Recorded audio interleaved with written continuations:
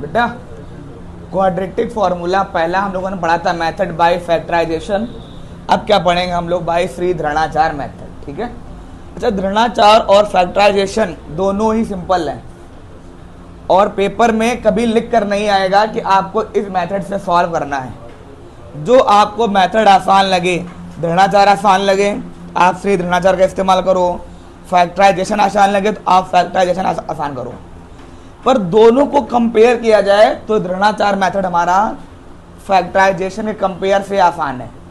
ठीक है, general equation क्या इसकी होती है ax स्क्वायर प्लस bx और प्लस का c। इससे हमें a की वैल्यू मालूम हो जाएगी, b की वैल्यू मालूम हो जाएगी और c की वैल्यू। फिर हम लोग क्या निकालेंगे यहाँ पर डिस्क्रिमिनेंट, जिससे हम लोग करते हैं रिप्रेजेंट कैपिटल D। और कैपिटल D निकालने का जो फॉर्मूला है वो क्या है, b स्क्वायर माइनस का 4ac। तो जब वैल्यू पुट करेंगे d की वैल्यू निकालेंगे तो कह रहा है d की वैल्यू क्या कह रहा है, या तो 0 आएगी या क्या आएगी 0 से बड़ी। अगर 0 और 0 से बड़ी आएगी तो हम लोग वहां पर क्या निकालेंगे, उसके रियल रूट्स। क्या निकालेंगे वहां पर, उसके रियल रूट्स, अल्फा और बीटा की वैल्यू। फॉर्मूला होता है हमारा माइनस का b plus minus under root d upon में 2a।